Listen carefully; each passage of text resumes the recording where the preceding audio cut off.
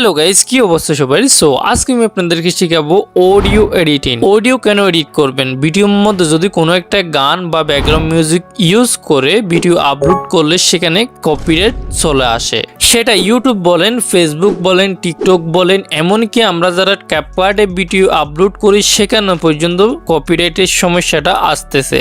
Copyright free গান music আছে, তবে সেগুলো ইউজ করার মতো না। আমাদের যে পছন্দের গান মিউজিকগুলো আছে সেগুলো ইউজ করলে কপিরাইট আসে।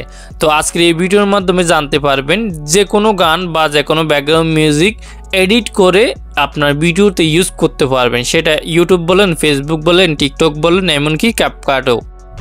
ওকে, অডিও এডিট করার জন্য আমরা ক্যাপকাট অ্যাপসটি ইউজ করব। আপনাদের কাছে না থাকলে অ্যাপসটি প্লে স্টোর থেকে ডাউনলোড করবেন। ডাউনলোড করার পর ওপেন করবেন। ক্যাপকাট অ্যাপসটি ওপেন করার পর নিউ প্রজেক্টে ক্লিক করবেন। এরপরে যে গানটা অথবা ব্যাকগ্রাউন্ড মিউজিকটা এডিট করবেন সেটা সিলেক্ট করবেন। সিলেক্ট করার পরে অ্যাডে ক্লিক করবেন।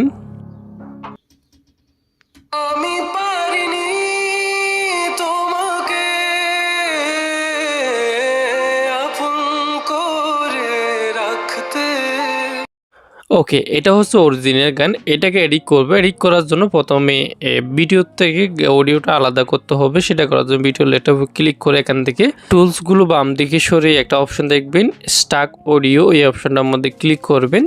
তারপর অডিওটা আলাদা হয়ে যাবে। এরপর অডিও লেয়ারটার উপর ক্লিক করবেন। তারপর নিচে টুলসগুলো একটু বাম দিকে সরিয়ে একটা অপশন দেখবেন স্পিড নামে, এই অপশনটার মধ্যে ক্লিক করবেন। এরপরে এই লাইনটা হালকা কমিয়ে 0.9x রাখবেন। এরপরে উপরে অথবা নিচে একটা অপশন দেখবেন কি পিচ, এই অপশনটা অন করে দিবেন। এটা অন করলে কি হয়, এই যে অডিওটা আছে সেটার কণ্ঠ চেঞ্জ হয়ে যাবে।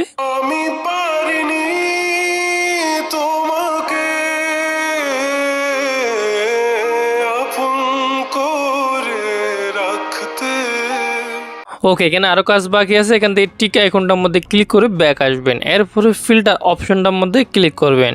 এরপরে এই ভয়েস ফিল্টার থেকে একটু নিচে নামার পরে দেখবেন মাইক হক, এই ফিল্টারটা পেয়ে যাবেন। তো এই ফিল্টারটার উপর ক্লিক করবেন। তারপর একজেসে ক্লিক করবেন, মানে এই ফিল্টারটার উপর আবার ক্লিক করবেন। তারপর এগুলো হালকা হালকা বাড়িয়ে দিবেন।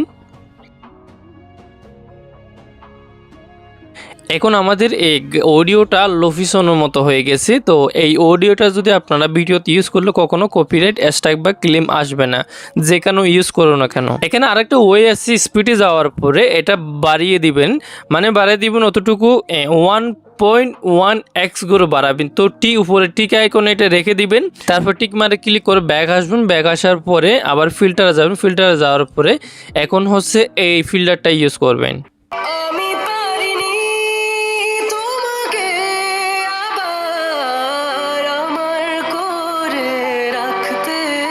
ওকে, এরপরে স্পুটে ক্লিক করে ভিডিওটা স্পুট করে আপনি যেখানে ইউজ করতে চান সেখানে ইউজ করতে পারবেন। আশা করি কপিরাইটের সমস্যাটা আসবে না।